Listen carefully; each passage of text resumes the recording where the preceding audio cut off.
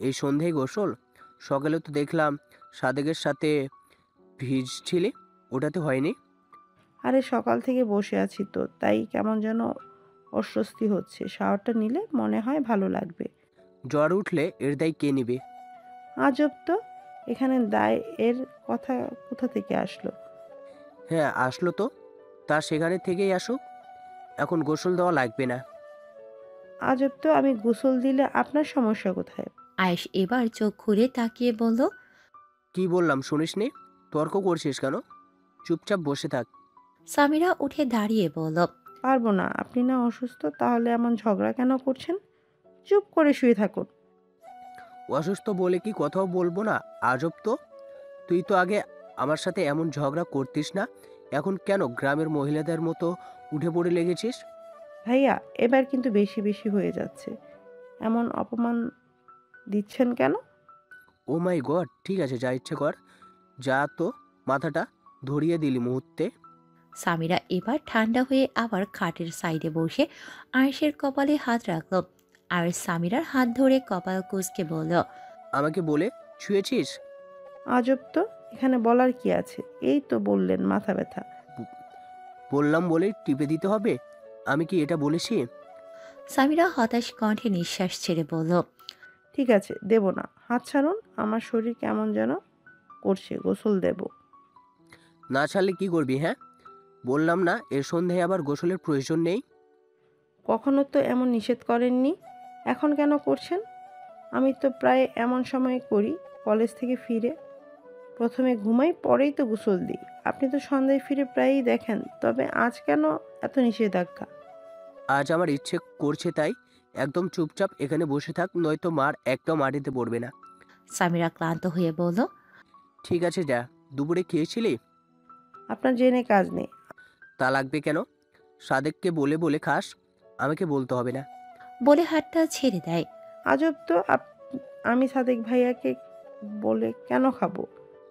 একসাথে বৃষ্টিতে ভিজতে পারবি, তাই এটা বলতেও অসুবিধা হবে না, তাই না? আপনি কিভাবে দেখছেন? আপনি তো ঘুমোচ্ছিলেন। তা জেনে কি করবি? সামনে থেকে যা।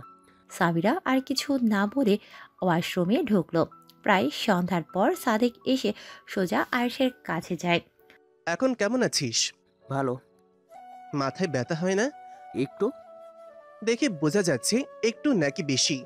একটু বিধায় তো এতগুলো রক্ত বের হয়েছে। তা তোর ভাই এমন উগ্র মেজাজের কেন রে? এগুলো কোন ধরনের পাগলামি? কি থেকে কি হলো যে নিজের ভাইকেও আঘাত করতে বুক কাঁপলো না? তুই বুঝবি না, আফরান এমনি একটু উদ্যান। এমন অবস্থায়ও তোর মজা শেষ হয় না? আর এখনো পাগলা ভাইয়ের পক্ষে কথা বলবি? কিন্তু আগে তো আফরান বড়োর ব্যাপারে অন্য কিছু শুনতাম তোর কাছে। হঠাৎ কি হলো যে মেরে মাথা ফাটিয়ে দেওয়ার পর ভাইয়ের পক্ষ নিচ্ছিস? তাও নিজের বউকে ওই ব্যাটা এমন করেছে এটা দেখার পরেও? আমার বউয়ের সাথে আবার আফরান কি করলো রে? আজব তো, দেখলি না বাথরুমে কেমন আটকে রেখেছিল হাত পা বেঁধে? যদি এভাবে মরে যেত বেচারি। আমি বোধহয় পাগলা গারোতে আসি, যেদিকে তাকাই সবগুলো পাগল। মানে কি বোঝালি? আরও আমার বউ হতে যাবে কেন? আজব। তোর মাথা কি গিয়েছে? আশ্চর্য তো, সারা জীবন তো আরোকেই বউ সাজাবি কল্পনা করে এলি, বিয়েও হলো, এখন বলছিস আরিয়া কেন বউ হতে যাবে? ফাজলামো করছিস আমার সাথে? তোর বুঝতে কোথাও ভুল হচ্ছে সাদেক। আরিয়ার সাথে আমার বিয়ে হয়নি। হোয়াট? তাহলে কার সাথে হয়েছে? ওই বাড়িতে তো আর কাউকে দেখলাম না আসার পর থেকে। দেখিসনি মানে কি? তুই ঠিক কি বোঝাতে চাইছিস বুঝিয়ে বলবি? Same question. কি বলতে চাচ্ছিস বুঝিয়ে বল। আরো যদি বউ না হয় তবে তোর বউ কোথায়? আমি তো দেখিনি আসার পর থেকে। আর সকালে তো আরো যেন পাগল হয়ে গিয়েছিলি দেখেছিলাম। তাছাড়া আরোকে কোলে তুলে নিয়েছিলি। এসব কি মিথ্যা? আমি কি ভুল দেখলাম? তোর দেখাটা ভুল নয় তো ভাবনাটা ভুল। কি বলতে চাচ্ছিস? শোন, আমি সামিরার সাথে ঘটনাক্রমে বিয়ে হয়েছে, আরুর সাথে নয়। সাদেক কথাটা শুনে যেন এক মুহূর্তের জন্য থমকে যায়। সঙ্গে সঙ্গে বসা থেকে উঠে বসলো। হোয়াট? কি বলছিস? মাথা ঠিক আছে তোর? এই বাড়ির প্রত্যেকটা পাবলিকের মাথায় কি এমন নষ্ট? হঠাৎ কি হলো তোর? এমনভাবে চটে গেলি কেন? আমাকেও কি পাগল মনে হয় তোদের কাছে? তোর সাথে সামিরার বিয়ে হয়েছে মানে কি? হ্যাঁ, মজা পেয়েছিস সবকিছু? আরে, এমনভাবে রিয়েক্ট করছিস কেন? কিসের রিয়াক্টের কথা বলছিস? সামিরাকে তো জানপ্রাণ দিয়ে বোন দাবি করতিস, তবে এখন কিভাবে বউ বানালি? আমাকে তোদের কাছে কি মনে হয়, পাগল? যেটা ইচ্ছে সেটা বুঝাবি। আয়ুষ আশ্চর্য হয়ে সাদেকের এমন রিয়েক্ট দেখে আগে তো কখনো এমন রাগ দেখেনি সাদেকের। এই বিয়েতে না হয় আমার প্রবলেম, কিন্তু ও তো শুনে এমনভাবে রিয়েক্ট করছে কেন? সামিরা এতক্ষণ আরিয়ার রুমে ছিল। হঠাৎ চেঁচামেচির আওয়াজ শুনে দৌড়ে এখানে এসে দেখে সাদেক কোনো বিষয়ে রেগে আছে। সামিরা রুমে ঢুকে বলল, কি হয়েছে ভাইয়া, হঠাৎ এভাবে রিয়েক্ট করছো কেন? আয়ুষ ভাইয়া কিছু বলেছে? তোমরা কি শুরু করেছো? আমাকে কি ফেলনা মনে হয়? এভাবে কেন বলছো ভাইয়া? কি হয়েছে সেটা বলুন না। তোমার আর আয়েশের বিয়েটা হয়েছে, এটার মানে কি সামিরা? বলো আমায়, এসবের মানে কি? কারণবশত হয়ে গেছে, কিন্তু কি হয়েছে সেটা বলুন না। সামিরা মুখের কথাটা শুনে সাদেক যেন স্তব্ধ হয়ে যায় মুহূর্তে। সামিরা আয়ুষকে বলল, সত্যি করে বলুন তো, ভাইয়াকে কি এমন বলেছেন? আমিও সেটাই ভাবছি, কি এমন বললাম তোকে এমন করছিস কেন? সাদেকের মুখে কথা নেই, বরং চুপচাপ বেরিয়ে গেল রুম থেকে কোনো উত্তর না দিয়ে। সামিরা কপাল কুঁচকে আয়ুষকে বলল, এবার বলুন কি হয়েছে। আয়ুষের মাথায় এতক্ষণে আসলো ব্যাপারটা কি হতে পারে। একটু খেয়াল করতেই উত্তর আয়ুষের জানা হয়ে গেছে। আয়ুষ দু চোখ বন্ধ করে দীর্ঘ নিঃশ্বাস ছাড়ে, আফসোসের মতো কিছুটা। কি হলো হঠাৎ, বলছেন না কেন? মাথা ব্যথা হচ্ছে? এখান থেকে যাও। সামিরা উল্টো আয়ুষের পাশে গিয়ে বসে বলল, একটু গার্ডেনে গিয়ে হাঁটাহাঁটি দিন, ভালো লাগবে। ঠিক আয়ুষ ধমক দিয়ে বলল, কি বলি বুঝিস না? যেতে বললাম না? বউদের মতো আচরণ বন্ধ কর, নয়তো চলে যা এই বাড়ি থেকে। একদম বিরক্তিকর সব। তো সব ন্যাকামির জায়গা পাস না? সামিরা আয়ুষের কথায় বাকরুদ্ধ হয়ে তাকিয়ে আছে এখনো। আয়ুষ একটু খানিক পর নিজেকে শান্ত করে বলল, দেখ স্বামী। এইটুকু বলে সামিরা বলে উঠল, আছে, আমি দেখছি। বলে রুম ছাড়ল। কি বলছিস? বাবা জানলে বকা দেবে অনেক। একা একা কখনো যায়নি তো, তার উপর তুই অসুস্থ। আরে কিছু হবে না, যাবো আর আসবো। তাছাড়া প্রেমাও তো যাবে, তাই না?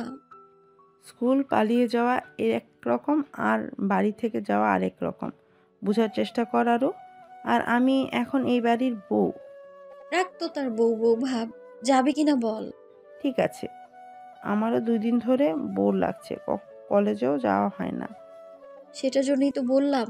তাছাড়া প্রেমাকেও তো একটু হেল্প করা দরকার, তাই না? যতই হোক, কপালে একটা প্রেম জুটলো, এটা কি আর ডিলিট দেবে? সেটাই তো, ফ্রেন্ড হয়ে হেল্প না করলে কি আর করে হবে। চল যাব। আরে এখন না, বিকেলে।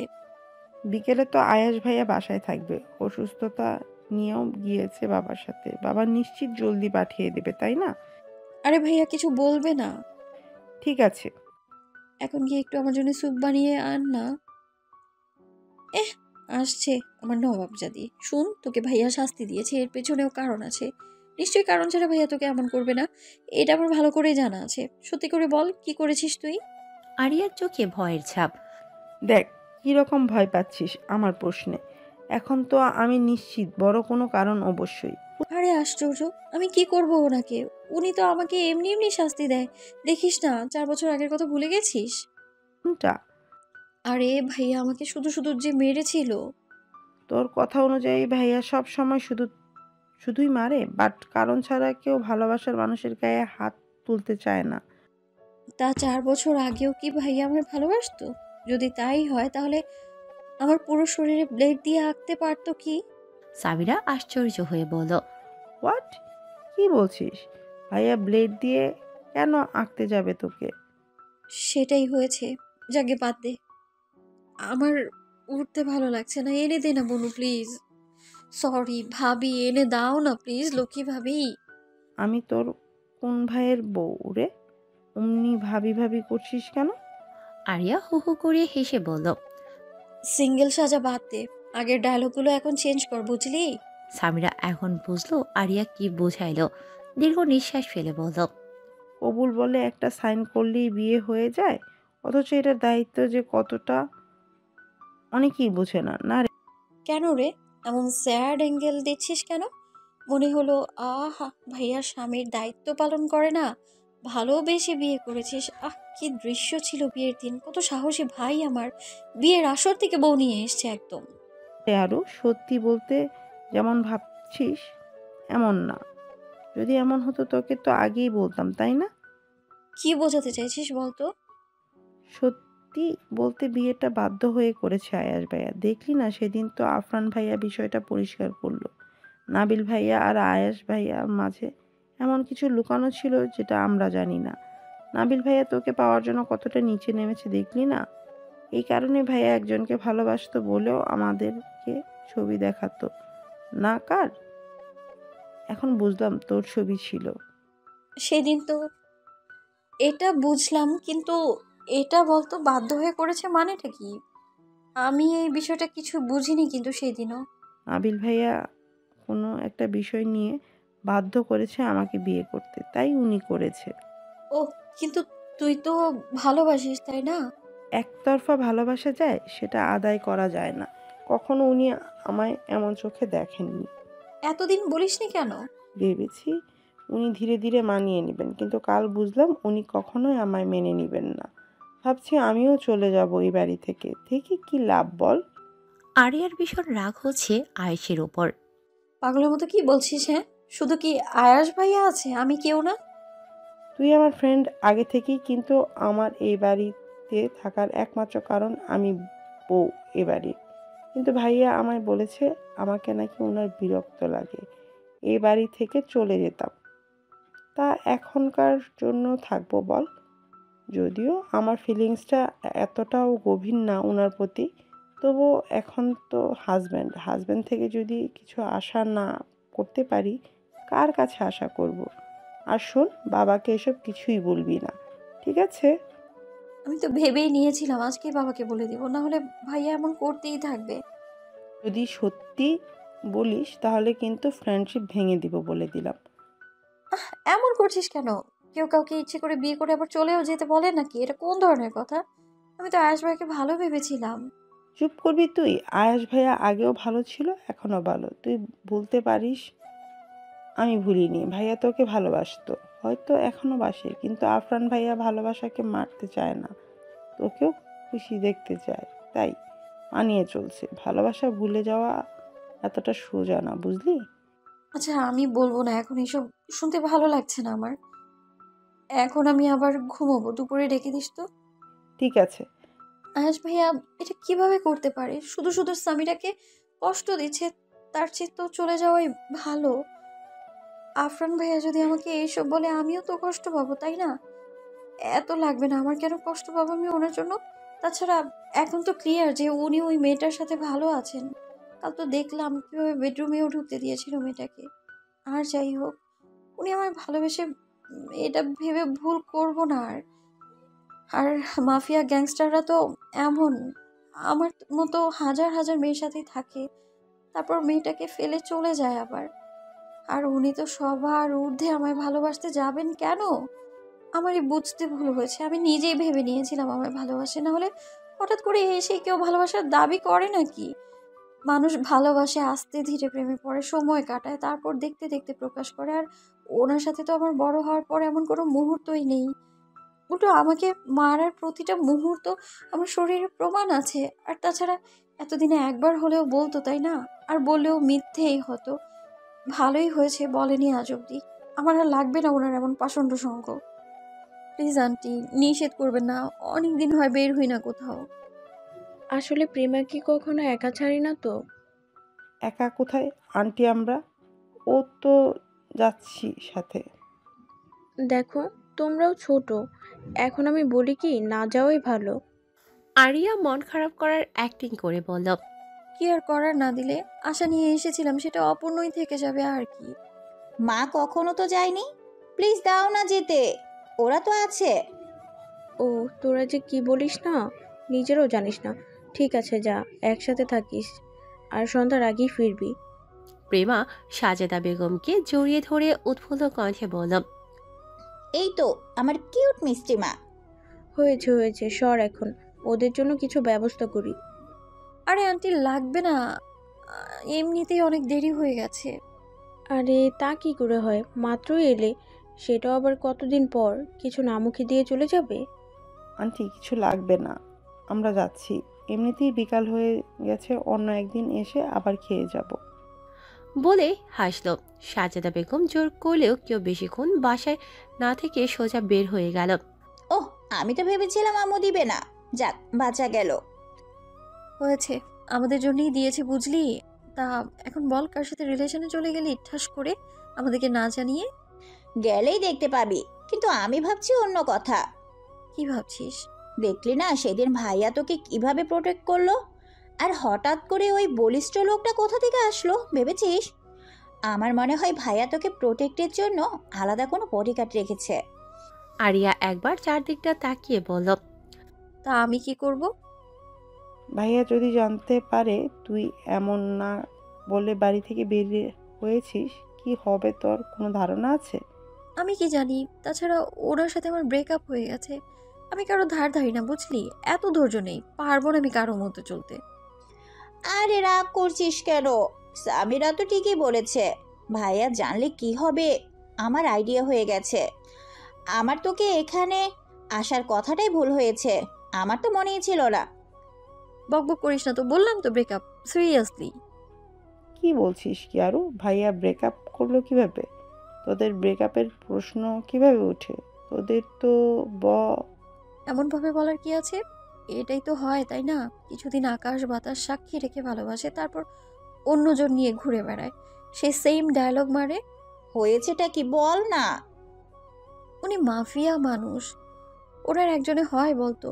এসব মানুষের অনেক অনেক মানুষ লাগে, একটার পর আরেকটা প্রয়োজন হয়, না হলে প্রেস্টিজ থাকে না। তাই আমার ওনার উপর কোনো অভিযোগ নেই। কি সব যাতা বলছিস? ভাইয়া তো এমন না।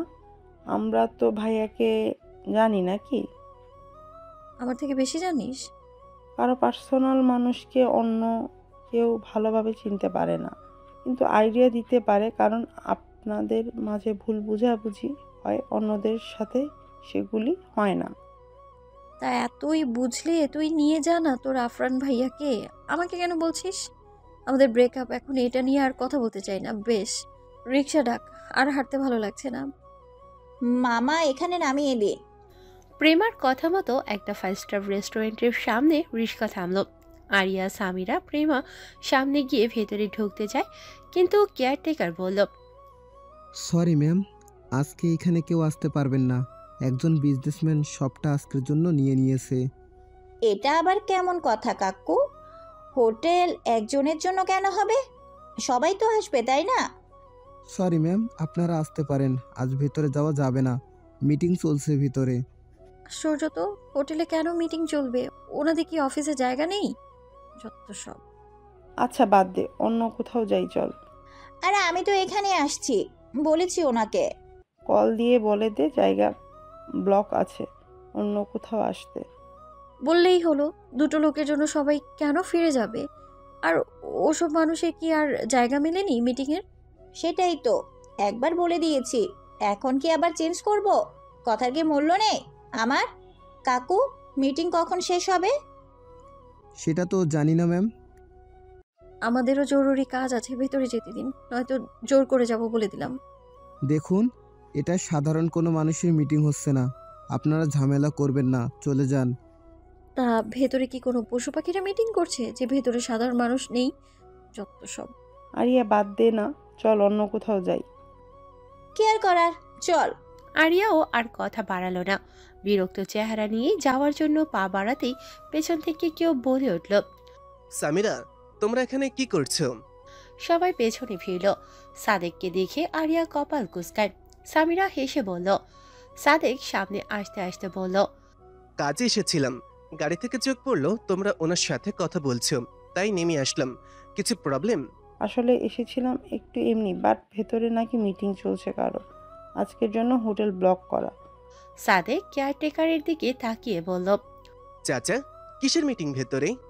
স্যার, আসলে মিস্টার চৌধুরী কোনো বিশেষ মিটিংয়ে আছে, তাই আজকের জন্য সকাল থেকে এটা ভাড়া করে নিয়েছে। আচ্ছা ঠিক আছে। কি বলেন কাকু? কোথাকার চৌধুরী? হ্যাঁ, টাকা দিয়ে ভাব দেখায় নাকি? শুনুন, আমার চাচা জানেরও কিন্তু অনেক টাকা, হ্যাঁ, বলে দিলাম। করছিস কি আরো? চুপ থাক না। উনি বোধহয় একটু বেশি কথা বলেন সব সময়, তাই না?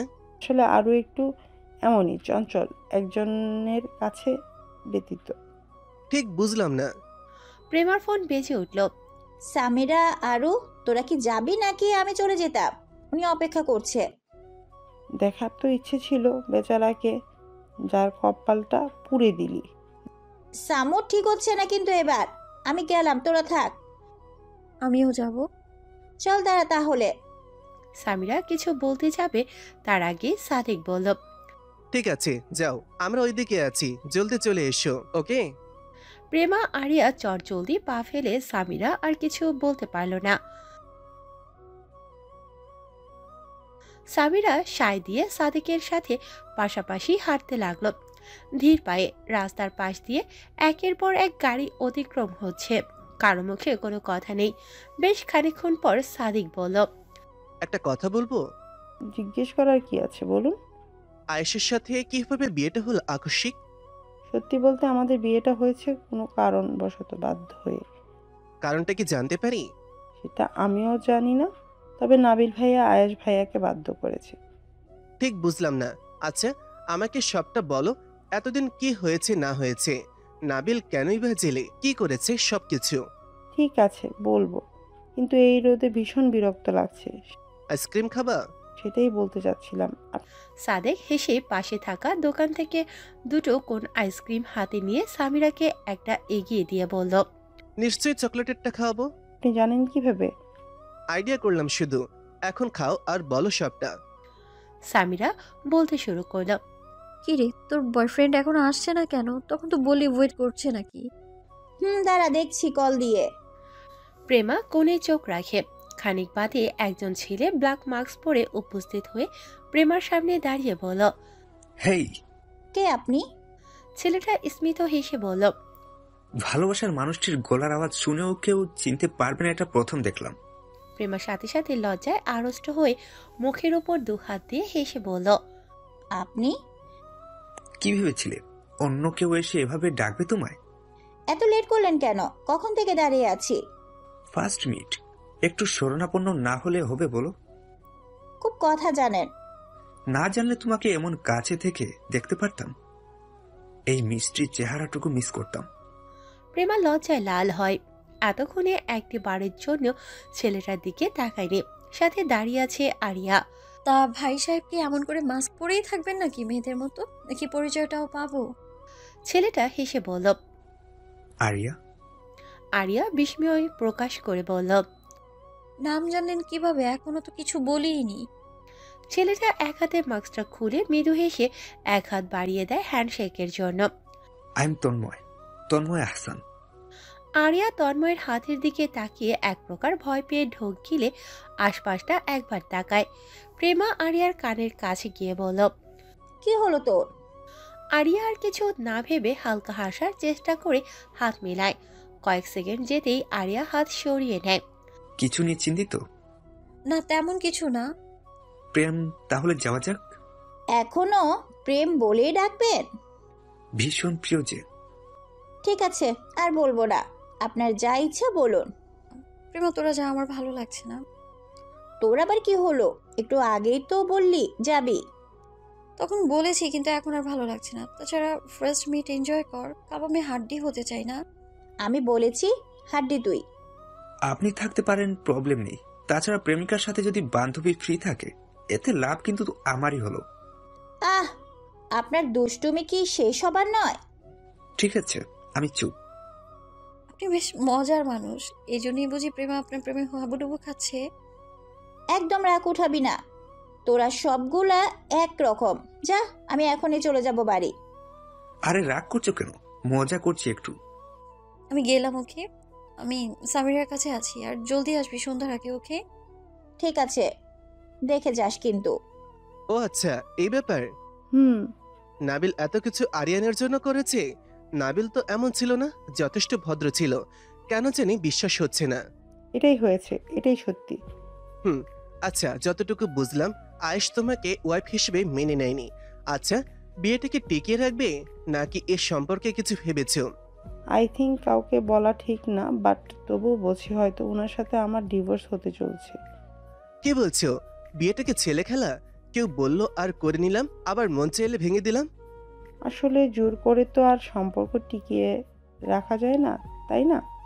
সাদেক কি বলবে খুঁজে পেল না। কতটা মাস পর নিজের প্রেয়সীকে দেখে যেমন প্রশান্ত হয়েছিল, তেমনি কালকে ধাক্কাটাও খুব জোরে লেগেছিল, ঠিক কলিজায়। যাই হোক, দুর্বলতাটা তো আর প্রকাশ করেনি কখনো, তাই সবটা নিজের মাঝেই চেপে গেল। আর যাই হোক, বিয়ে তো হয়েছে, তাই বলে সম্পর্ক ভেঙে যাক নিজের প্রেয়সী, সেটা সে চায় না। একটা কথা বলবো? বলুন। পছন্দ করো আয়ুষকে? যেই সম্পর্কে ইতি টানবে দুদিন পর, সেটার প্রতি মায়া থাকে কি করে? প্রশ্নটা এটা ছিল না। একতরফা কিছু আশা করা ঠিক না। সাদেকের বুঝতে বাকি রইল না সামিরার মনে আয়ুষকে নিয়ে সামান্য হলেও ফিলিংস আছে। প্লিজ আপনারা কারা, ছেড়ে দিন বলছি আমায়। কি করেছি আমি আপনাদের? একটা লোক হাতে লাঠি নিয়ে দাঁড়িয়ে আছে, মাথায় ক্যাপ পরা, মুখে মাস্ক, দেখার উপায় নেই। আরিয়াকে একটা অন্ধকার রুমে নিয়ে এসেছে। আরিয়া প্রেমার কাছ থেকে এসে আনমনা হয়ে কি যেন ভেবে যাচ্ছিল। আকস্মিক একটা কালো গাড়ি এসে আরিয়াকে কয়েকজন লোক উঠিয়ে নেয় গাড়িতে। আরিয়া তখন সাথে সাথে কিছু বোধগম্য হলো না। লোকটা কাছে এসে বলল, ওই আফরান চৌধুরীর কি হস তুই? জলদি বল, নয়তো মেরে দিব। আপনারা কারা? আমাকে এমন করে এখানে কেন নিয়ে আসলেন? আমায় যেতে দিন প্লিজ। আবার জিজ্ঞেস করছি, সোজাসুজি বলবি নাকি মার খেয়ে বলবি? আফরান? কোন আফরান? লোকটা হাতের লাঠিটা দিয়ে আরিয়ার বাঁ দিকের বাহু বরাবর একটা বাড়ি মারি। মারছেন কেন আমায়? কি করেছি আমি? আমি তো আপনাদের কোনো ক্ষতি করিনি। এই মেয়ে, কি বলছি বুঝিস না? এত ন্যাকামি করছিস কেন? যত সব বলবি নাকি মেরে দিব? কি করতে হবে বলুন, আমি বলছি, কিন্তু আমাকে যেতে দেবেন আগে বলুন। এই তো লাইনে এসেছিস। আফরান চৌধুরী কি হয় তোর? সত্যি করে বল, শুধু ভাই নাকি তোর সাথে ওই ব্যাটা লাই মারছে? উনি উনি কিছু হয় না আমার, সত্যি বলছি। উনি একটা প্রতারক, এইটুকুই জানি আমি। তোর নাটক দেখার জন্য এসেছি এখানে? ঠিক করে বল। আমি ওনার বোন হই, আমার ছোট চাচার ছেলে। তোর আর ওই ব্যাটার মাঝে সম্পর্ক আছে কোনো? ছিল, এখন নেই। কেমন সম্পর্ক ছিল? আসলে ওই লোকটা আমায় ধোকা দিয়েছে, প্রতারক উনি। কিন্তু আপনি কে, সত্যি করে বলুন। লোকটা বাঁকা হেসে জায়গা ছেড়ে একটু দূরে গিয়ে কাকে যেন কল দিয়ে বলল, কিছু হয় না ওই ব্যাটার? তোর মনে হয় আফরান চৌধুরীকে মেয়েটা পছন্দ করে? আফরান চৌধুরী এসবে নেই, এটুকু বুঝলাম। এই মেয়েটাকে ছেড়ে দেবো নাকি মেরে দেবো? Okay ma'am. বলে ফোনটা কেটে দেয়। পেছনে তাকিয়ে অবাক হলো। এই মাত্রই তো মেয়েটা এখানে ছিল, কোথায় গেল? পালিয়ে গিয়ে কোথায় যাবে? লোকটা আরিয়াকে খোঁজার জন্য কয়েকজন লোককে বাহিরে পাঠায়। বাহিরে যেতেই আরিয়াকে দেখলো দৌড়ে যাচ্ছে। লোকগুলো আরিয়ার পেছন নেয়। মেয়ে দাঁড়া বলছি, একবার পাই তবে লাশ ফেলে দেবো বলে দিলাম। হঠাৎ আরিয়া আর লোকগুলোর মাঝ বরাবর দুটো গাড়ি এসে ব্রেক করে। আরিয়া পেছনে একবার তাকায়, লোকগুলোকে ঠিক দেখা যাচ্ছে না। গাড়ি দুটোর জন্য মনে মনে গাড়ি দুটিকে ধন্যবাদ জানিয়ে আবারও দৌড়ে অন্য গলিতে ঢুকে গেল। লোকগুলো সামনের গাড়িটার কাছে এসে বলল, তোদের জন্য হাতছাড়া হয়ে গেল মেয়েটা, আজ তো তোদের। এইটুকু বলে আটকে যায়, কারণ গাড়ির দরজা খুলে বের হয়ে আসে তানভীর। তানভীরকে চিনতে তাদের অসুবিধা হয়নি। আফরান চৌধুরীর আশেপাশেই সবসময় থাকে বিশেষ অ্যাসিস্ট্যান্ট। লোকটা ঢোক গিলে বলল, আপনি? সোজা বল, ওই মেয়েটার পেছনে কেন লেগেছিস? তোর সমস্যা কি?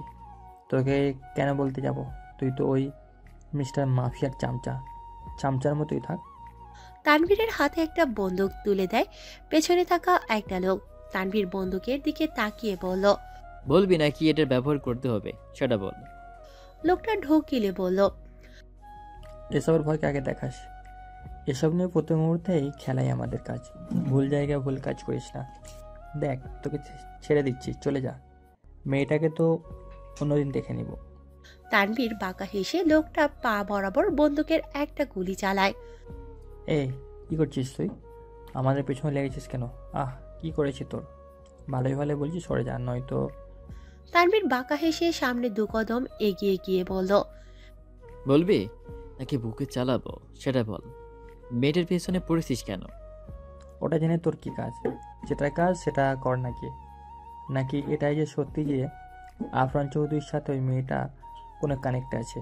এখন তো মনে হচ্ছে এটাই হবে। বা আফরান চৌধুরীরও মেয়ে মানুষ লাগে। পেছন থেকে একটা লোক বলে উঠল, আদেশ দেন এই বেটা অ্যাসিস্ট্যান্টের এক কূপে খুলে উড়িয়ে দেই। কথাটা বলতে দেরি হলেও তানবীরের ট্রিগার চালাতে দেরি হলো না। সাথে সাথে লোকটা মাটিতে হেলিয়ে পড়ল। এখনো বলছি, মরতে না চাইলে বল, কার কথায় মেয়েটার পেছনে লেগেছিস? লোকটা তবুও মুখ খুলল না। তানভীর পেছনের দুটো লোককে কিছু ইশারা করতেই লোক দুটো সামনের দুটো লোককে ধরে জোরপূর্বক গাড়িতে ওঠালো। সামিরা আরিয়া প্রায় সন্ধ্যাবেলায় বাড়ি ফিরে। আরিয়া সামিরার কাছে সব কিছু খুলে বললে সামিরা ভয়ে আর এক মুহূর্ত দেরি না করে আরিয়াকে নিয়ে বাড়ি চলে আসে। প্রেমাকেও বলে দেয় যেন বাড়ি চলে যায়, কিন্তু বাড়িতে ঢোকার সাথে সাথে অবাক হয়। পুরো বাড়িতে এত এত মানুষ, সবই পুরুষ মানুষ। চারিদিকে কালার বাতির ঝলকে বাড়িটাকে রঙিন মনে হচ্ছে। কারো চেহারা স্পষ্ট নয়। বক্সে পার্টি গান বাজছে। কি হলো রে আরু? বাড়িতে কিছু আছে নাকি? কি দুপুরে তা দেখে গেলাম সব কিছু ঠিকঠাকই ছিল। তাহলে বাবা আমাদের কিছু বললো না কেন? আমি তো তোর সাথেই ছিলাম, জানবো কি করে? আর এত বছরেও বাড়িতে এমন পার্টি অনুষ্ঠান তো কখনো দেখিনি হতে। আচ্ছা বাবাকে জিজ্ঞেস করি চল। চাচাকে কোথায় খুঁজবো এখন এত মানুষের মাঝে? উপরে চল, আগে ফ্রেশ হয়ে আসি। আরিয়া সামিরা উপরে যেতেই যাওয়ার পথে জাফর সাহেবের দরজার সামনে গিয়ে দাঁড়ালো। জাফর সাহেব কাত হয়ে শুয়ে আছে। আরিয়া সামিরা ভেতরে ঢুকে বলল, চাচা বাড়িতে আজ কি গো? কিছুই তো বললে না। জাফর সাহেব শোয়া থেকে উঠে বললেন, আমিও সেই প্রশ্ন নিয়ে আছি। বুঝিয়ে বলো, কিসের পার্টি? কোনো ভালো খবর আছে নাকি? কোনো প্রমোশন হয়েছে নাকি তোমার? পার্টি আমার নয়, আফরানের। আমাকে কল দিয়ে বলল বাসায় ফিরতে, আর কিছুই বলেনি। বাড়িটাকেও কালো পানির জায়গা বানালো এই ছেলে। হঠাৎ করে ভাইয়া আর আবার কি হলো? সে যাই হোক, আমাদের জেনে লাভ নেই, রুমে চল। বলেই জায়গায় দ্রুত পায়ে হন হন করে রুমে যায়। কিন্তু গিয়ে আরেক দফা অবাক হয়, তার রুমে এই মেয়ে কি করছে? যে মেয়েকে দু চোখে সহ্য করতে পারে না আরিয়া, সেই তার রুমে অবধি চলে এসেছে দখল করতে। এবে তুমি আমার রুম পর্যন্ত এসে গেছো, সাহস হয় কি করে তোমার? তোমার বয়ফ্রেন্ডের রুমে জায়গা হচ্ছে না বুঝি? তুমি ঠিক কি বোঝাতে চাইছো বুঝলাম না। একদম না বোঝার ভান করবে না। আমার রুম থেকে বের হও, অসভ্য মেয়ে কোথাকার। তোমার নামটা কি যেন? কি করবে তুমি? এক্ষুনি বের হয়ে যাও আমার রুম থেকে। এই মেয়ে, ভদ্রভাবে কথা বলো বলছি। তুমি জানো আমি কে? এমন আচরণের জন্য কি করতে পারি তুমি জানো? আরিয়া মেয়েটার এক হাত ধরে টানতে টানতে বাহিরে নিয়ে হাতটা ছেড়ে দিয়ে বলল, অন্যের জিনিস কেড়ে নিতে তোমার পছন্দ বুঝি খুব? সে যাই করো, আমার রুমে আসবে না আর কখনো। কাশো তুমি ভালো করলে না আরিয়া, এর ফল ভোগ করতে হবে। আরিয়া আর একটা কথাও না শুনে মুখের উপর ঠাস করে দরজাটা লাগিয়ে দিল। আফরান সোফায় ড্রিঙ্কস হাতে বসে আছে। সামনে কতগুলো পেপার রাখা। তার সামনে স্নেহা আর তার বাবা মাহিন খান বসে আছে। পাশে আরো বড় বড় বিজনেসম্যান বসে, প্রায় অনেকেই বিদেশ থেকে আসা। খুব জরুরি এই বিজনেস ডিলটা সবার জন্য। আফরান কয়েকবার পেপারগুলো দেখে নিল। ড্রিঙ্কে চুমুক বসাতে বসাতে বলল, মিস্টার খান, খুব ভালো প্লেয়ার আপনি, আই লাইক ইট। বলে কলমটা হাতে নিল। সাইন করার আগে আমার আরও একটা শর্ত আছে। সুযোগ পেলে শিয়াল ও সিংহের জায়গায় আসতে চায়, তা বলুন কি শর্ত? ইন্টেলিজেন্ট বয় গাইজ, আমার মেয়ে স্নেহাকে ইন্ডাস্ট্রির একমাত্র উত্তরসূরি। সবাই নিশ্চয়ই জানেন আজকে এই ডিলটা হওয়ার সাথে সাথে যেমন সবার কোম্পানির লাভ দ্বিগুণ লাভ করবে, তাই ভাবছি আনন্দের পাশাপাশি আর একটা খুশির খবর ও হয়ে যাক। আমার মেয়ে স্নেহার সাথে আজ মিস্টার আফরান চৌধুরীর এঙ্গেজমেন্ট, তাও হয়ে যাবে। দুজন আগে থেকে একে অপরকে পছন্দ করে, সবাই নিশ্চয় জানেন। মাহিন খানের কথায় সবাই করতালি বাজায়। স্নেহা মুখে হাসি ফোটায়। আফরান ড্রিঙ্কের গ্লাসটা টেবিলে হালকা শব্দে বারবার ঠেকাচ্ছে। কিছু হয়েছে? আফরান পেপারগুলোর দিকেই তাকিয়ে রইল। চোখ দুটো লাল হয়ে আছে। জাফর সাহেব এতক্ষণ চুপ করে উপরে তাকিয়ে দেখছিলেন, কিন্তু এটা শোনার সাথে সাথে নেমে এসে আফরানের সামনে দাঁড়িয়ে বলল, কি হচ্ছে এসব? সেদিন তো বলেছিলে আরিয়ার সাথে নাকি রেজিস্ট্রি হয়েছে, তাহলে এসব নাটকের মানে কি? আমি এতদিন চুপ ছিলাম, কিছু জিজ্ঞেস করিনি ওই ব্যাপারে, কারণ আমার মনে হয়েছিল যে আরিয়া মামুনিকে তুমি সত্যি। এটুকু বলতেই স্নেহা দাঁড়িয়ে বলল, হোয়াট? কিসব বলছেন আঙ্কেল? তোমার বাবা কি বলছে এসব? ভুলে গেছে আমাদের বিয়ে আরো 4 বছর আগে ঠিক হয়েছিল? আফরান এবার হাত থেকে গ্লাসটা রেখে দাঁড়িয়ে বলল, সেদিন বলেছিলাম নাটক করছে, সবটা ভুলে গেছে দেখছে। আর ওর মতো মেয়েকে আমি কেন কোনো ছেলে বিয়ে করবে বলে মনে হয় না।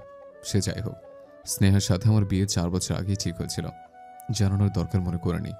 আফরান তুমি কিন্তু।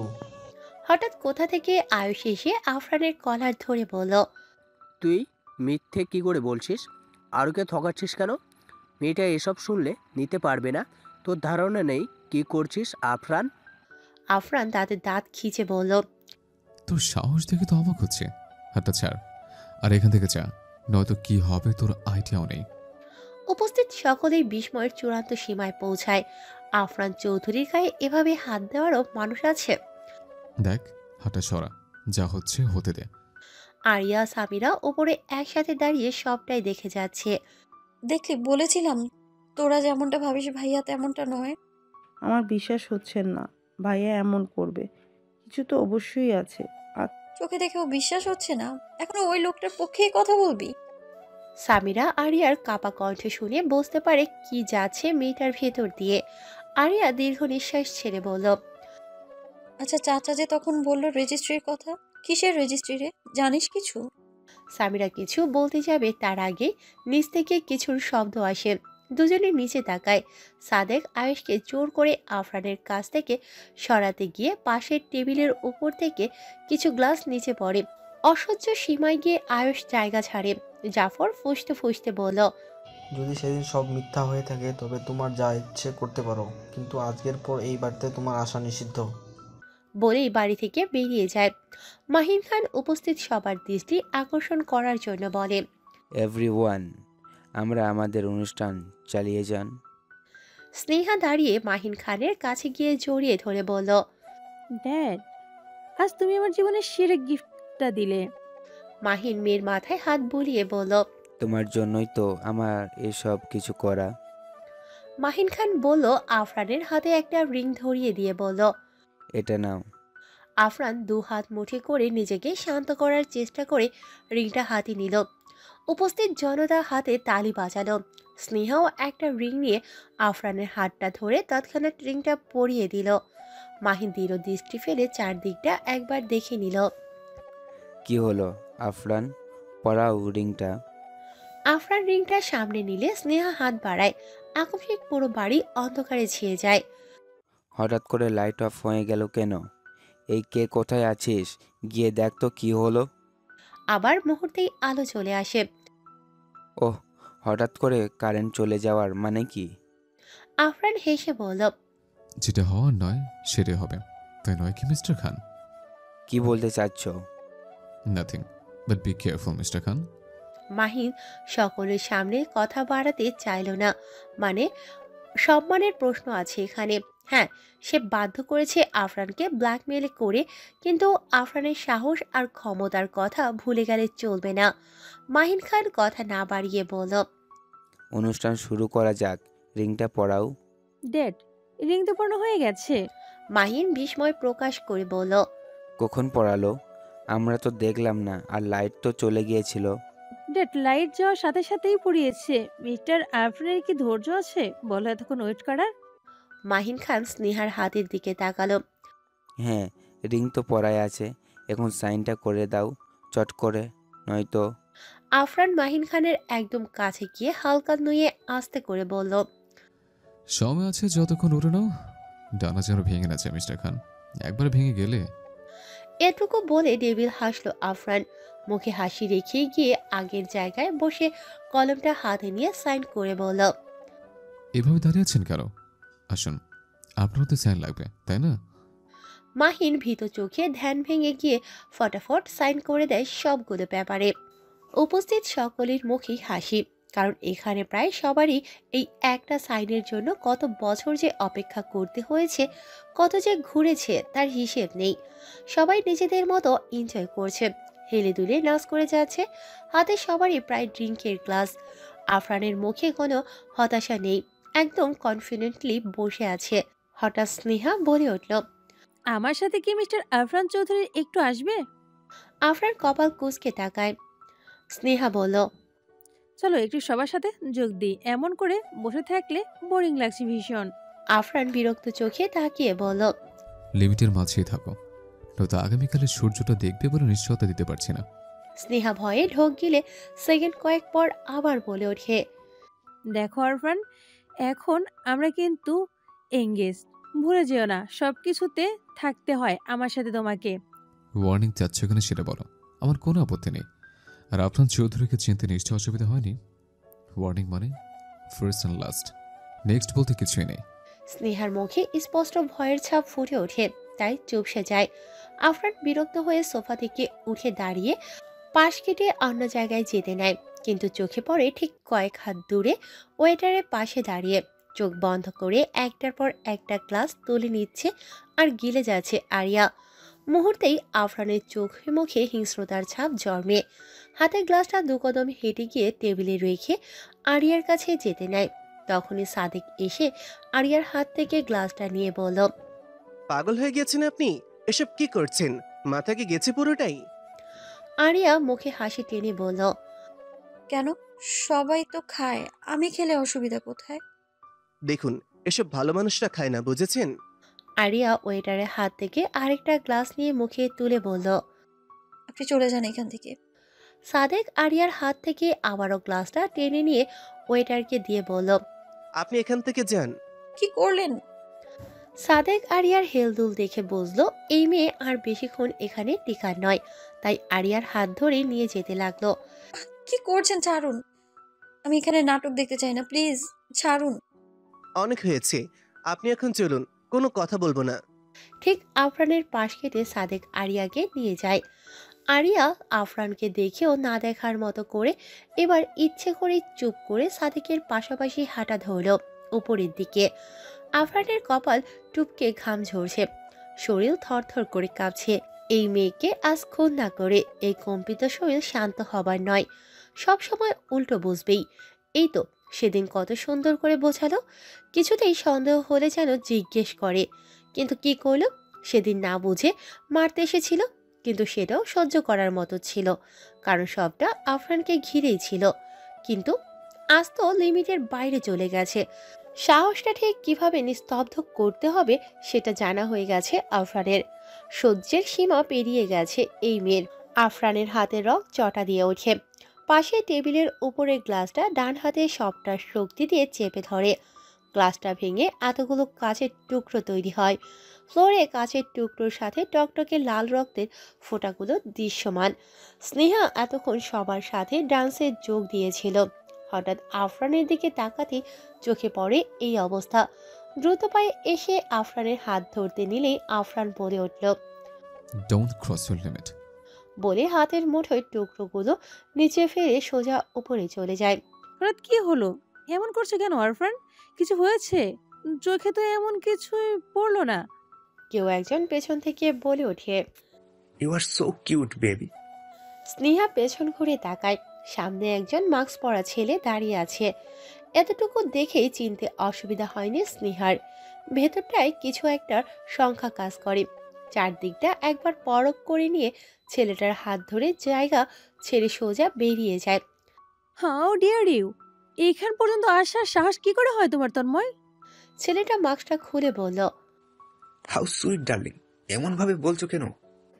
Don't talk darling. আর কতবার বলবো পিছু ছেড়ে দাও আমার। বাড়ি ভর্তি মানুষ, কেউ দেখে নিলে আমার প্র্যাকটিস খারাপ হলে কিন্তু তোমাকে ছাড়বো না আমি। যতই বলো চলে যেতে, ঘুরে ফিরে তোমার কাছেই আসবো dear, because I like you. আমি আরফান চৌধুরীকে ভালোবাসি। মাইকিং করে বোঝাবো তোমায়, ন্যাকামো বাদ দাও, এখান থেকে চলে যাও নয়তো খারাপ হয়ে যাবে। বলে স্নেহা আবার চলে আসতে নেয়, কিন্তু তন্ময় স্নেহাকে হ্যাসকা টানে নিজের কাছে এনে শর্ট জামা পরার কারণে একটু নিচে পেট উন্মুক্ত ছিল স্নেহার। উন্মুক্ত পেটে জড়িয়ে ধরে বলল, সুইট বেবি, তোমাকে একটা খবর দেওয়ার জন্য এসেছি। How dare you mister Tanmoy, আমাকে রাগিও না, ছেড়ে দাও বলছি। না শুনলে মিস করবে। আফরান চৌধুরী তার চাচাতো বোন আরিয়াকে জীবনের চেয়েও বেশি ভালোবাসে। শুধু শুধু ওর পিছিয়ে ছুটছ। পাবে না তুমি আফরান চৌধুরীকে, ভুলে যেও না। ও পাক্কা প্লেয়ার, যত কিছু করো না কেন ওর সাথে পেরে উঠবে না। যার হৃদয়ে এত কঠোরতা থাকার পরেও কাউকে ভালোবাসতে পারে, সেটার পরিমাণটা নিশ্চয়ই তোমাকে বলে বোঝাতে হবে না। স্নেহা অবাক হয়ে বলল, হোয়াট, কি বলছো? নিজে জানো আফরান কাউকে কোনো মেয়েকেই ভালোবাসতে পারে না। ওর মনে মেয়েদের প্রতি ঘৃণা ছাড়া কিছু বাকি নেই। আর তোমার কথা বিশ্বাস কেন করব? মিথ্যে বলছো না তার গ্যারান্টি কি? আফরান চৌধুরীর সম্পর্কে ভালো করে খোঁজ নিতে গিয়ে জেনেছি, তাই শিওর হওয়ার জন্য ওই মেয়ের বান্ধবীর সাথে মিথ্যা নাটক করে প্রেমে জড়িয়েছি। আজ দেখা করতে গিয়ে সবকিছু সন্দেহ না হওয়ার মতো করে জেনেছি। বুঝতে পেরেছ? আর একটা কথা, তোমার হাতের রিংটা আফরান নয়, আমি পরিয়েছি বেবি। বলে স্নেহাকে কিছু বলতে না দিয়ে গান গাইতে গাইতে তন্ময় চলে যায়। স্নেহা বিস্ময় হয়ে ভাবতে লাগলো সবটা যেন মাথার উপর দিয়ে গেল। আর এর ব্যাপারটা তো আগেই জেনেছে, তার জন্য তো আজ ডেলটাতে সাইন করতে পারলাম, নয়তো এত সহজে ছিল নাকি এত সব কিছু। কিন্তু এই রিং এর কথাটা কি বলে গেল ও? আফরান উপরে গিয়ে শার্টটা খুলে সোজা শাওয়ার ছেড়ে এক হাত দেয়ালে রেখে মাথা নিচু করে চোখ বন্ধ করে আছে। নিজেকে যথেষ্ট শান্ত করার চেষ্টা করছে। এই মেয়ে কোনোভাবেই তাকে কখনো বোঝেনি, বুঝবেও না। এইটুকু বোঝা হয়ে গেছে আফরানের, ওটাকে মেরে দেওয়াই ভালো হবে। অন্তত অন্য কারো ছোঁয়া লাগবে না ওই শরীরে। না, কিছুতেই মাথা ঠান্ডা হচ্ছে না। যতক্ষণ না এটার প্রতিশোধ নিতে পারবে ততক্ষণ শান্তি নেই। আফরান ভেজা শার্টেই শাওয়ার থেকে বের হয়ে তানভীরকে ফোন দিয়ে বলে 5 মিনিটের মধ্যে বাড়ি খালি হওয়া যায়। ঘড়ির কাঁটা দেখে ঠিক 5 মিনিট পর রুম থেকে বের হলো আফরান। বাড়ি পুরো ফাঁকা। আফরান সোজা আরিয়ার রুমে গিয়ে দরজা খুলে ভেতরে ঢোকে। আরিয়া রুমে নেই, ওয়াশরুমে হয়তো।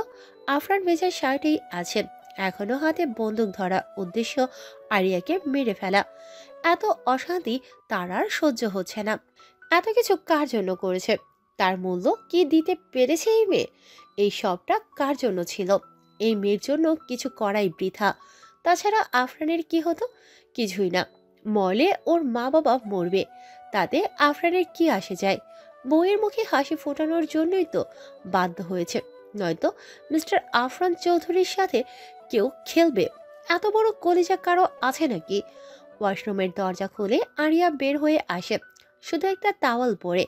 প্রায় নেশাটা ধরে গিয়েছিল আরিয়ার। সামিরা এসেই তো জোর করে গোসলে পাঠালো। আফরানকে দেখে সবটা রাগ যেন আবার শরীরে ধরে গেল আরিয়ার।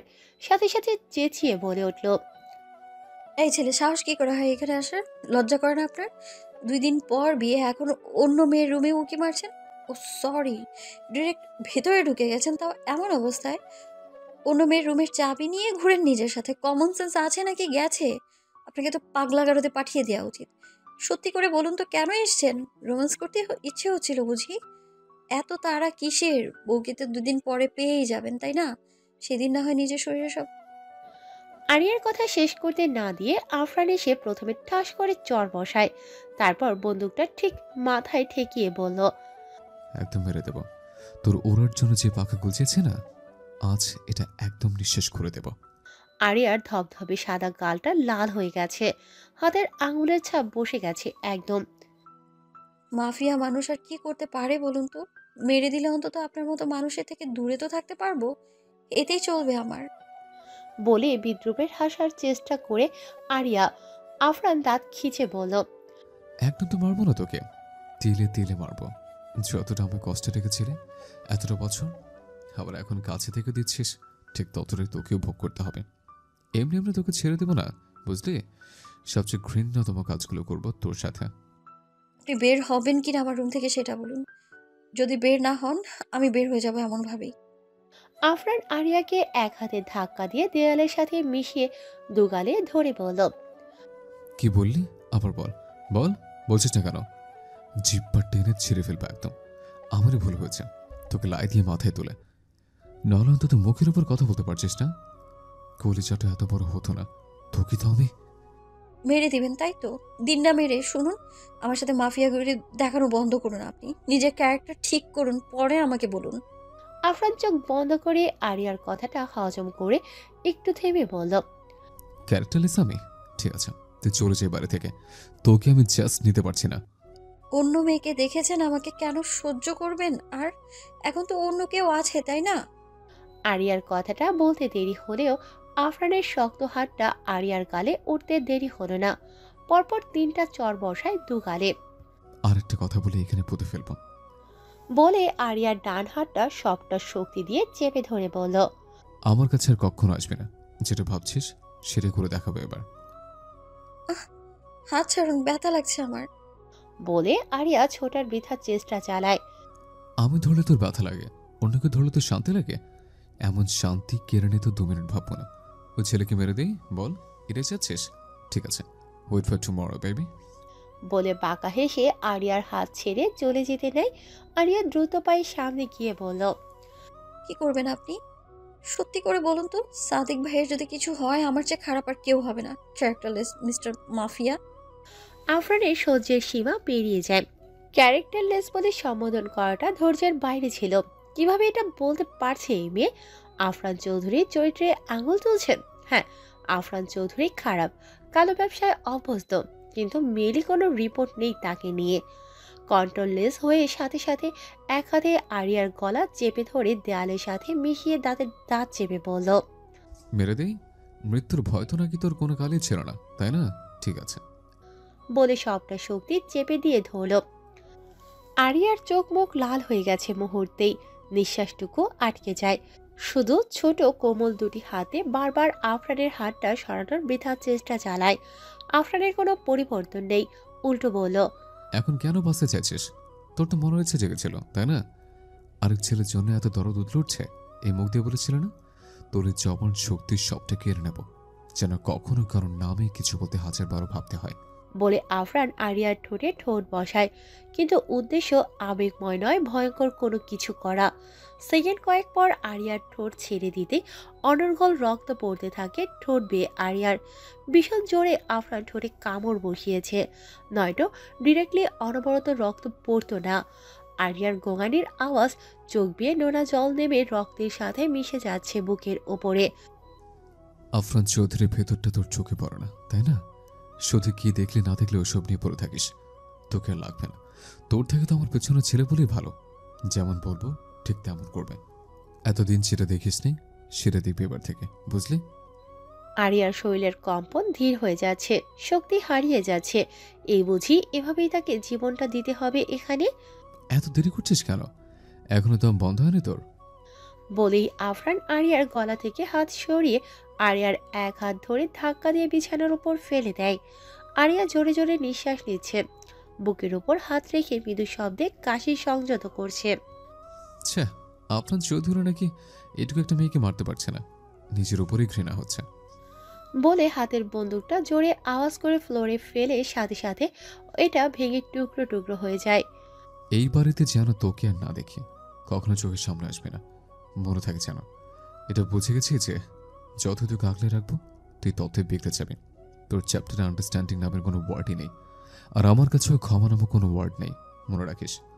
বলে আফরান রুম থেকে বের হয়ে যায়। আরিয়া বালিশে মুখ গুজে কাছে, খুব অসহায় লাগছে নিজেকে। কেন আমার সাথে এমনটা হয়? কি করেছি আমি? এমন আচরণ কেন করলেন ভাইয়া? যেটা সত্যি সেটাই তো বললাম। উনি কি করে পারলেন ওই মেয়েটার হাতে রিং পরাতে? পার্টি তো অপমান করে বলেছিল। উনি কেন আমার মতো মেয়েকে নাকি বিয়ে করবে না? কেউ কেউ ভালোবেসে থাকলে এমন বলতে পারে নাকি? আর এখন এখন তো প্রায় মেরেই ফেলেছিল। থাকবো না আর এই বাড়িতে, পরীক্ষা লাগবে না আমার, আমি কালকেই চলে যাব। এসব বলে বলে আরিয়া ডুকরে কাঁদতে লাগলো। ঠোঁটের রক্তে সাদা বালিশ লাল হয়ে চোখ পড়তেই ঠোঁটে হাত লাগায়। এখনো হালকা রক্ত টিপ টিপ পড়ছে, ঠোঁট ফুলে গেছে অনেকটা। কি এমন বলেছিলাম? উনি কেন এমন একটা সাদামাটা মানুষকে মারবেন? এইটুকুই তো বোঝাতে চেয়েছিলাম। যদি এতই জেলাস হন আপনি এইটুকু নর্মাল কথায়, তবে নিজে যখন মেয়েটার হাতে রিং পরিয়েছিলেন আমার কেমন লেগেছিল তখন একবার ভাবুন সেটা। শুধু নিজেরটাই বোঝেন আপনি। বলে হেসকি তুলে কাঁদতে লাগলো। প্রায় অনেকক্ষণ কাঁদার পর যখন মনটা হালকা হলো, চোখ মেলতে কষ্ট হচ্ছে, কাঁদতে কাঁদতে চোখ ফুলিয়ে বসে আছে। দাঁড়ানোর শক্তিটাও যেন শরীরে নেই মনে হচ্ছে। তবুও ধীর পায়ে গিয়ে দরজাটা আটকে এসে ওয়াশরুমে গিয়ে ফ্রেশ হয়ে এসে চেঞ্জ করে নিল। পানির জন্য হাত বাড়াতেই দেখলো জগ খালি। বিরক্তি নিয়ে উঠে দাঁড়াতে গেলে চোখে পড়ল গ্লাসে পানি রাখা। আরিয়া কপাল কুঁচকে একটু তাকায়। সে তো কখনো আগে থেকেই পানি রাখে না। বিরক্ত লাগছে ভাবতেও, তাই আর কিছু না ভেবে পানিটা খেয়ে নেয়। দরজার শব্দে হঠাৎ ঘুম ভেঙে যায় আরিয়ার। চোখ খুলতে কষ্ট হলেও একবার কষ্ট করে দরজার দিকে তাকায়। সামিরা? উত্তর আসলো না ওপাশ থেকে। আরিয়া ঘড়ির দিকে একবার তাকায়। আল্লাহ, 12টার উপরে বেজে গেছে, এতক্ষণ কি করে ঘুমালাম আমি? ভেবেই হকচকিয়ে উঠে বসে। ওহ, আজ তো কলেজে বিশেষ ক্লাস ছিল, মিস হয়ে গেল তো। তো সামিরা কেন ডাকলো না আমায়? ও নিশ্চয়ই চলে গেছে একা। ভেবেই হালকা আওয়াজ করে নিজের চুল দুহাতে খিচে ধরে আরিয়া। হঠাৎ রাতের কথা মনে পড়ে, চোখে মুখে ভয়ের ছাপ। চারদিকটা একবার দেখে নিয়ে ঢোক গেলে, হ্যাঁ, আর তো সে কলেজে যাবে না, বাড়িতে চলে যাবে। এখানে থাকলে দিনের পর দিন এমন অপমান অবহেলা এগুলো নিয়েই থাকতে হবে। সেদিন বাবা মায়ের সাথে যদি চলে যেতাম সেটাই ভালো ছিল। ফ্রেশ হওয়ার জন্য গিয়ে একেবারে গোসল করে বের হয় আরিয়া। আয়নার সামনে গিয়ে ভাবতে লাগলো পুরনো অস্তিত্বের কিছু স্মৃতি মাখা মুহূর্ত আফরানের সাথে। হঠাৎ খেয়াল করে ঠোঁটের দিকে। একরকম অবাক হয় আরিয়া। রাতেই তো ব্যথায় মরে যাচ্ছিলাম, এতখানি কাটা জায়গা, অথচ এতক্ষণ গোসল দিলাম, একটু কষ্ট হয়নি, ব্যথা লাগেনি একটু। তারপর ঠোঁটের ওপর হাত ছোঁয়ায়, কাটা জায়গায় একটু জোরে চাপ দিয়ে দেখলো সত্যি তো ব্যথা নেই। এই কাটা জায়গার ব্যথাও একদিনে সেরে যায়, তো বিনা চিকিৎসায়? এই প্রথম দেখলাম। আরিয়ার ঠোঁটে হালকা হাসি জমে। ম্যাজিক মনে হচ্ছে সবটা। মুহূর্তেই আবার আফরানের কথা মনে পড়তে শরীরে কাটা দিল। আচ্ছা, উনি পরে আসেননি তো আবার আমার রুমে? তো উনি কেন আসবেন? আসলেই তো উনি কেন আসবেন? উনি তো আমার কথা নিয়ে বসে থাকেন না। তাছাড়া আগে একটু হলেও কেয়ার করতো, সেটা মিথ্যে নয়, কিন্তু এখন যে করবে না সেটাও মিথ্যে নয়। ওনার ভাবনা এখন অন্য কেউ। যাই হোক, আমার ভেবে কাজ নেই এসব। আমি জিনিসপত্র গুছিয়ে নিই। এখন তো চাচাও থাকবে না বাড়িতে, সামিরা নিশ্চয়ই কলেজে, বাড়ি এখন ফাঁকা, এটাই তো সুযোগ। ভেবে আরিয়া কয়েক সেট জামা গোছাতে গিয়ে আবার থমকে যায়। এগুলো কেন নিবে ও? এবারে বিন্দু পরিমাণ জিনিসও নিতে চাই না আমি। বাড়িতে গিয়ে কিনে নেবে ভেবে জামাগুলো আবারও কাভার্ডে রাখতে লাগলো। এই মুহূর্তে আফরানের পায়ের কাছে মাথা নত করে বসে আছে তিনটে লোক। আফরান একটা উঁচু টেবিলের ওপর বসে আছে। বড় একটা বাংলো, অথচ আবছা অন্ধকার বাড়িটা। ভেতরে তেমন কিছু নেই। কয়েকটা ধারালো ছুরি, বড় বড় পিস্তল, স্টিলের লোহার লাঠি। আফরানের হাতে একটা ছুরি। আমাদেরকে যেতে দিন, আমাদের ভুল হয়ে গেছে স্যার। কাঁদতে কাঁদতে ঘামজড়িত শরীরটা এলিয়ে দিয়ে মাথা ফ্লোরে ফেলে বলতে লাগলো ছেলেগুলো। আফরান তানভীরকে চোখে কিছু ইশারা করে। তানভীর আরও কজন ছেলে পুলেদের ইশারা করলে ওই তিনটা লোককে ধরে দাঁড় করিয়ে আবার মাথায় বন্দুক ধরে রাখে। স্যার প্লিজ, আমরা ভুল করে ফেলেছি, আর হবে না, এবারের মতো মাফ করে দেন। আফরান চৌধুরীর ডিকশনারিতে ভুল আর মাফ এই দুটো শব্দ মিসিং। কাল থেকে তোদের বসে রেখে ভালো করে জিজ্ঞেস করে যাচ্ছে। ভালোভাবে বললি কই? আমাকে আসতে হলো। আমার আবার এমন ছোট করে গুন্ডাদের কাছে আসতে ভীষণ বিরক্ত লাগে, কিন্তু কি করার, আসতেই হলো। যেগুলোকে টাকা দিয়ে বসে ওই সবগুলো এক একটা কর্থব, যে এখনো তোদের মুখ থেকে একটা শব্দ বের হতে পারলো না। স্যার, আমরা যদি বলে দিই তাহলে এমনিতেই আমরা মরবো। আমাদের যেতে দিন, কথা দিচ্ছি, আর দ্বিতীয়বার এমন ভুল হবে না। আফরান বাঁকা হেসে টুলের উপর থেকে লাফিয়ে নেমে বলল, যেহেতু বলে দিলে মরে যাবে, তার মানে বলবি না। তার মানে তোদের কাছে এখন দুইটা অপশন, বললেও মরবি, না বললেও মরবি। এখন ডিসাইড কর, বলে মরবি নাকি না বলে মরবি, সেটা তোদের একান্ত ব্যাপার। বলে আফরান হাতের ছুরিটা ছুঁড়ে মারল তানভীরের দিকে। তানভীর পরক্ষণে সেটা ক্যাচ করে নেয়। আফরান বাঁকা হেসে যেতে যেতে পেছন থেকে বাম হাতের উল্টো পিঠে 2 আঙ্গুলের ইশারা করে। মিনিটের মাথায় চিৎকারের আওয়াজ ভেসে আসে। সময়টা সন্ধ্যা বিকেল মনে হলো। সূর্যের রক্তিম আভা ছড়িয়ে আছে। এই দৃশ্যটা গ্রাম অঞ্চলে বেশি লোভনীয় হয়। মনে হয় ওই গোলাকার তেজহীন সূর্যটাকে হাতে দিয়ে পিষে ফেলে। কতটা দৃষ্টি আকর্ষণকারী এটা।